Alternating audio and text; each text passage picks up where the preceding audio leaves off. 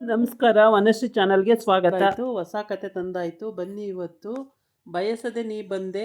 ಈ ಕತೆಯ ಬರೆದವರು ಉಷಾ ನವರತ್ನರಾಮ್ ಅವರ ಆಧಾರಿತ ಕಾದಂಬರಿ. ಕತೆ ತುಂಬ ಚೆನ್ನಾಗಿದೆ, ನೋಡಿ ಕೇಳಿ, ತುಂಬ ಚೆನ್ನಾಗಿದೆ. ಸ್ಟಾರ್ಟ್ ಮಾಡೋಣ ಬನ್ನಿ. ಅವನನ್ನು ತಲೆಯಿಂದ ಕಾಲಿನವರೆಗೆ ಬರೀ ವ್ಯವಹಾರನೇ. ಎಷ್ಟೋ ಬಾಂಡ್ಸ್ಗಳನ್ನು ದೇವಿರಯ್ಯ ನೋರಿಂದ ಕದ್ದು ತನ್ನದಾಗಿಸಿಕೊಂಡಿದ್ದಾನೆ. ಲಾಭ ಬರುತ್ತಿದ್ದರೂ ನಷ್ಟ ತೋರಿಸುತ್ತಾ ಬೇಕಾದಷ್ಟು ಹಣ ನುಂಗ್ತಾ ಇದ್ದಾನೆ. ಆದರೆ ಅವನನ್ನು ರೆಡ್ ಹ್ಯಾಂಡಾಗಿ ಹಿಡಿಯೋರಿಗೆ ಏನೂ ಪ್ರೂಫ್ ಮಾಡುವಂತಿಲ್ಲ. ವೇದಾಂತಂ ಹೇಳಿಬಿಟ್ಟರು. ಸರ್ವದಮನ ಯೋಚಿಸುತ್ತಲೇ ಮನೆಗೆ ಹಿಂದಿರುಗಿದ. ತನ್ನನ್ನು ಎಷ್ಟು ನಯವಾಗಿ ನಂಬಿಸಿ ವಂಚಿಸಿರಲಿಲ್ಲವೇ?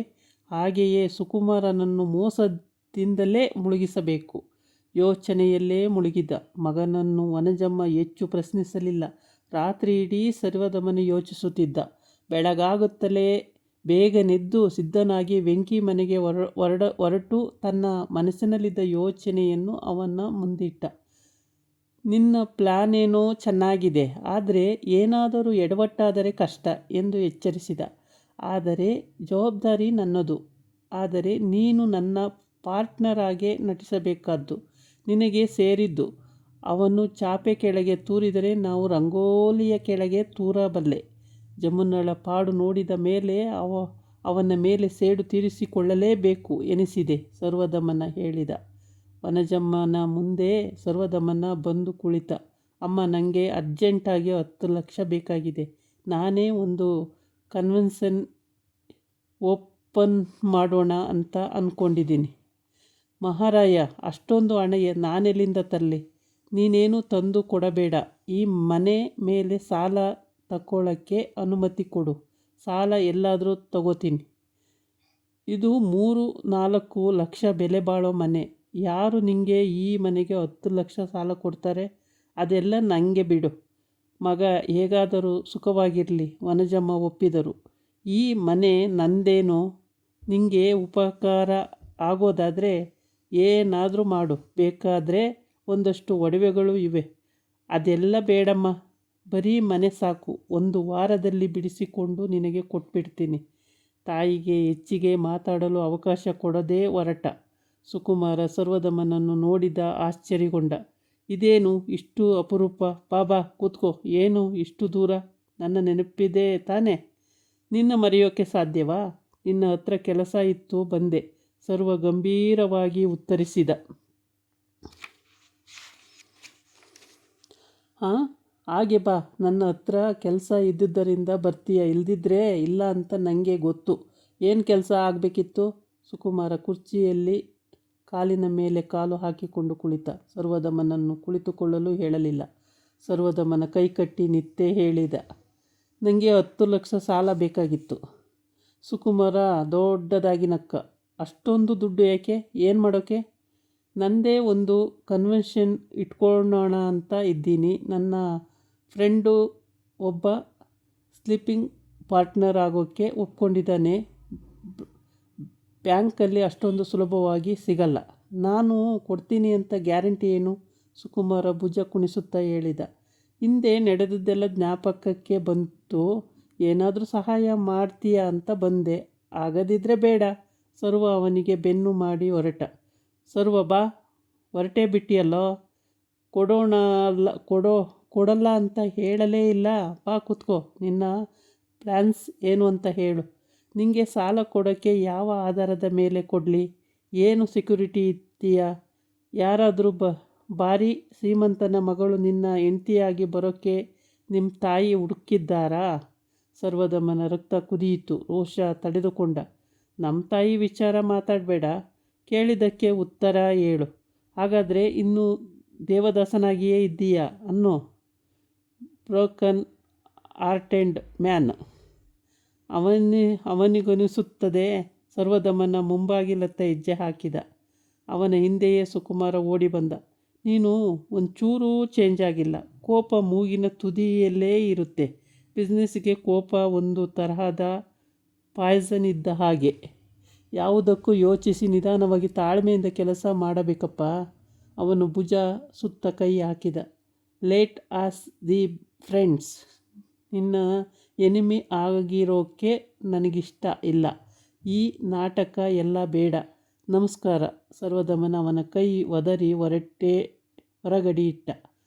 ಭಲೇ ಸರ್ವ, ಇನ್ನೂ ನಿನ್ನ ಪೊಗರು ಇಳಿದಿಲ್ವಲ್ಲ. ಸರಿಯಾಗಿ ಇಳಿಸುತ್ತೇನೆ. ಸುಕುಮಾರ ಅವನ ನಿರ್ಗಮಿಸಿದ ದಿಕ್ಕಲ್ಲೇ ನೋಡುತ್ತಾ ನಿಂತ. ಏನದು ಸರ್ವ, ಯಾಕೆ ಬಂದಿದ್ದು? ಈಶ್ವರ ಕೇಳಿದ. ಅದೇನೋ 10 ಲಕ್ಷ ಸಾಲ ಬೇಕಂತೆ. ಅವನ ಪೊಗರು ನೋಡು. ನಾನು ಕೇಳಿದ ಒಂದು ಪ್ರಶ್ನೆಗೂ ಸಮಂಜಸವಾಗಿ ಉತ್ತರಿಸದೆ ಹೊರಟು ಹೋದ. ಸುಕುಮಾರ ಅವನ ಕೊಬ್ಬೆಲ್ಲ ಇಳಿದು ಹೋಯ್ತು ಅಂತ ಅಂದ್ಕೊಂಡಿದ್ದೆ ಗುರು. ಅವನು ಗಾಯಗೊಂಡಿರೋ ಹುಲಿ. ಅದು ಯಾವಾಗಲೂ ಡೇಂಜರೇ. ಯಾವಾಗ ಬೇಕಾದರೂ ನಮ್ಮ ಮನೆ ಎಗರಿ ಬಿಟ್ಟಿತ್ತು. ನೀವು ಯಾಕೆ ಸಾಲ ಕೊಡಲಿಲ್ಲ? ಸಾಲ ಕೊಟ್ಟು ಅವನ ಜುಟ್ಟನ್ನು ಕೈಯಲ್ಲೇ ಭದ್ರವಾಗಿಟ್ಟುಕೊಂಡಿದ್ದರೆ ಚೆನ್ನಾಗಿರೋದು, ಈಶ್ವರ ಹೇಳಿದ. ಅವನನ್ನು ನಾವು ಯಾವಾಗಲೂ ಫ್ರೀಯಾಗಿ ಬಿಡಬಾರ್ದು. ಅವನು ಮಹಾ ಪ್ರಚಂಡ. ಯಾವ ಆಧಾರದ ಮೇಲೆ ಸಾಲ ಕೊಡೋದು? ಅವನಿಗೇನಿದೆ? ಅದನ್ನೇ ಅವನು ಹೇಳದೆ ಹೊರಟು ಹೋದ. ಬಂದು ನಿಂತು 10 ಲಕ್ಷ ಸಾಲ ಬೇಕು ಅಂತ ಕೇಳ್ತಾನಲ್ಲ, ಇದು ಅವನ ಮಾವನ ಮನೆನಾ? ಸುಕುಮಾರ ರೇಗಿದ. ಅವನ ಮಾವನ ಮನೆ ಆಗಬೇಕಾಗಿತ್ತು. ಆದರೆ ನೀವು ಅವನ ಜಾಗನ ಕಿತ್ಕೊಂಡು ಬಿಟ್ರಿ. ಈಶ್ವರನಕ್ಕ. ಅವನಿಗೆ ಆಧಾರ ಏಕೆ? ಹಾಗೆ ಕೊಟ್ಟರೂ ಆಗಿತ್ತು. ಆಗ ಹಿಡಿತ ಬಲವಾಗಿರೋದು. ಸಾಲಕ್ಕೆ ಬಡ್ಡಿ ಹಾಕಿ ಸಾಲ ತೀರಿಸದ ಹಾಗೆ ಮಾಡಿ ಅವನ್ನ ಶಿವ ಅಂತ 2 ಕೈ ಎತ್ತೋದನ್ನು ನೋಡ್ಬೋದಿತ್ತು. ಸುಕುಮಾರ ಅರೆ ಮನಸ್ಸಿನಿಂದ ಯೋಚಿಸಿದ. ಹೌದು, ನಾನು ಸರ್ವನನ್ನು ತನ್ನ ಹಿಡಿತದಲ್ಲೇ ಇಟ್ಟುಕೊಳ್ಳಬೇಕು. ಎಷ್ಟೇ ಎಚ್ಚರ ವಹಿಸಿದರೂ ಎಲ್ಲಾದರೂ ಹೇಗೋ ತಪ್ಪು ಕಂಡುಹಿಡಿಯಬಲ್ಲ. ಅವನು ಬಿಡಬಾರದು. ಒಳಗೆ ಪ್ರತೀಕಾರ ಬೆಂಕಿ ಇಟ್ಟುಕೊಂಡಿದ್ದಾನೆ. ಜಮುನಳನ್ನು ಇನ್ನೂ ಮರೆತಂತೆ ಕಾಣುವುದಿಲ್ಲ. ಸಮಯ ಸಿಕ್ಕರೆ ಅವಳೊಂದಿಗೆ ಓಡಿ ಹೋದನು. ತನ್ನ ಮೇಲೆ ದ್ವೇಷ ಸಾಧಿಸಲು ಏನು ಬೇಕಾದರೂ ಮಾಡಿಯನು. ಈಶ್ವರ, ಈಗಲೇ ಅವನ ಮನೆಗೆ ಹೋಗು. 1 ಲಕ್ಷ ಡಿ.ಡಿ. ತಗೊಂಡು ಹೋಗು. ಈಶ್ವರ ಬಂದಾಗ ವನಜಮ್ಮ ಮನೆಯ ಮುಂದೆ ಸಂಡಿಗೆ ಇಡುತ್ತಿದ್ದರು. ಮನೆಯ ಮುಂದೆ ಕಾರು ಬಂದು ನಿಂತಿದ್ದನ್ನು ಕಂಡು ನೀರಿನಲ್ಲಿ ಕೈ ಅದ್ದಿ ಟವಲಿಗೆ ಒರೆಸಿಕೊಂಡರು. ಬಿಸಿಲಿಗೆ ಕಣ್ಣು ಕಿರಿದು ಮಾಡಿ ನೋಡಿದರು. ಅಮ್ಮ ನಮಸ್ಕಾರ, ನಾನು ಈಶ್ವರ. ವನಜಮ್ಮ ತಮ್ಮ ಕಣ್ಣುಗಳನ್ನೇ ನಂಬಲಿಲ್ಲ. ಏನಪ್ಪ ಇಲ್ಲಿಯವರೆಗೆ? ಏನಿಲ್ಲ, ಚಿಕ್ಕ ಸಾಹೇಬ್ರು ಇದನ್ನು ಸರ್ವದಮನಿಗೆ ಕೊಟ್ಟು ಬಾ ಅಂದರು. ಅದಕ್ಕೆ ಬಂದೆ. ಅವನ ಕೈಗೆ ಕವರನ್ನು ಇತ್ತ. ನಾನು ಬರ್ತೀನಿ. ಸರ್ವ ಮನೇಲಿಲ್ವಾ? ಅವನಿಲ್ಲ. ಇದೇನು ಅಂತ ಗೊತ್ತಿಲ್ಲದೆ ಹೇಗಪ್ಪ ತಗೊಳ್ಳಿ? ಸರ್ವ ನಮ್ಮ ಆಫೀಸಿಗೆ ಬಂದಿದ್ದ. ಅರ್ಜೆಂಟಾಗಿ ಹೊರಟು ಹೋದ. ಬಂದ ಮೇಲೆ ಕೊಡಿ. ನಮಸ್ಕಾರ. ಈಶ್ವರ ಕಾರು ಹತ್ತಿ ಹೊರಟು ಹೋದ. ಸರ್ವದಮನ ಸಂಜೆ ಮುಖ ಕೆಂಪಗೆ ಮಾಡಿಕೊಂಡು ಬಂದಾಗ ವನಜಮ್ಮ ಅವನಿಗೆ ನಿಂಬೆ ಸರಬತ್ತಿನೊಂದಿಗೆ ಕವರನ್ನು ಕೊಟ್ಟರು. ಈಶ್ವರ ಬಂದಿದ್ದ, ಇದನ್ನು ನಿಂಗೆ ಕೊಡು ಅಂತ ಹೇಳಿ ಕೊಟ್ಟು ಹೋದ. ನೀನು ಆ ಸುಕುಮಾರನ ಆಫೀಸಿಗೆ ಹೋಗಿದ್ದೀಯಂತೆ. ಯಾಕೋ ಆ ವಿಷಯ ಜಂತು ಹತ್ರ ಹೋಗ್ತಿ? ಅವನು ಮಾಡಿದ್ದು ಸಾಲ್ದ? ಘಟಘಟನೆ ಸರಬತ್ತು ಕುಡಿದು ಮುಗಿಸಿ ಕವರನ್ನು ಒಡೆದು ನೋಡಿದ. 10 ಲಕ್ಷಕ್ಕೆ ತನ್ನ ಹೆಸರಿಗೆ ಡಿಮ್ಯಾಂಡ್ ಡ್ರಾಫ್ಟ್. ಸುಕುಮಾರ ರುಜು. ಯಾಕಮ್ಮ ಇಸ್ಕೊಂಡೆ? ತಾಳು ಬಂದೆ. ಆ ಕವರನ್ನು ಪ್ಯಾಂಟಿಗೆ ಜೇಬಿಗಿಳಿಸಿ ಚಪ್ಪಲಿ ಮೆಟ್ಟಿ ನಡೆದ. ವನಜಮ್ಮ ಹಣೆ ಜಜ್ಜಿಕೊಂಡರು. ಒಳ್ಳೆ ಹುಚ್ಚಾಯಿತಲ್ಲ, ಇವನ ಜೊತೆ ಹೇಗಾಡೋದಪ್ಪ. ಸರ್ವದಮನ ನೇರವಾಗಿ ಸುಕುಮಾರನ ಮನೆ ಆಫೀಸ್ಗೆ ಬಂದ. ಈಶ್ವರ ಯಾವುದೋ ಫೈಲ್ ತಿರುವಿ ಹಾಕುತ್ತಿದ್ದ. ಕವರನ್ನು ಅವನ ಮುಂದೆ ಕುಕ್ಕಿದ. ಯಾರನ್ನು ಕೇಳಿ ಇದನ್ನು ಮನೆಗೆ ಬಂದು ನಮ್ಮ ತಾಯಿ ಕೈಯಲ್ಲಿ ಕೊಟ್ಟೆ? ನನ್ನ ಮನೆಗೆ ಬಂದು ನನ್ನ ತಾಯಿ ಕೈಯಲ್ಲಿ ಕೊಡೋಕ್ಕೆ ನಿಂಗೆಷ್ಟು ಧೈರ್ಯ? ಅವನು ಏರಿದ ದನಿಯಲ್ಲಿ ಅವನ ಕಣ್ಣುಗಳಿದ್ದ ರೋಷ ಕಂಡು ಈಶ್ವರ ನಡುಗಿ ಹೋದ. ಅವನ ದನಿ ಕೇಳಿ ಸುಕುಮಾರ ಚೇಂಬರಿಂದ ಹೊರಬಂದ. ಅವನನ್ನು ಯಾಕೆ ಬೈತೀಯ? ನಾನೇ ಕಳಿಸ್ದೆ. ಹೌದಾ? ಅಂತಹ ಕೆಲಸದಲ್ಲಿ ನೀನು ನಿಪುಣ ಅಂತ ನಾನು ಮರೆತು ಬಿಟ್ಟಿದ್ದೆ. ನಾನು ಕೇಳಿದ್ದು ಸಾಲ, ಭಿಕ್ಷೆ ಅಲ್ಲ. ಸರ್ವ ಕುದಿಯುತ್ತಾ ಕೇಳಿದ.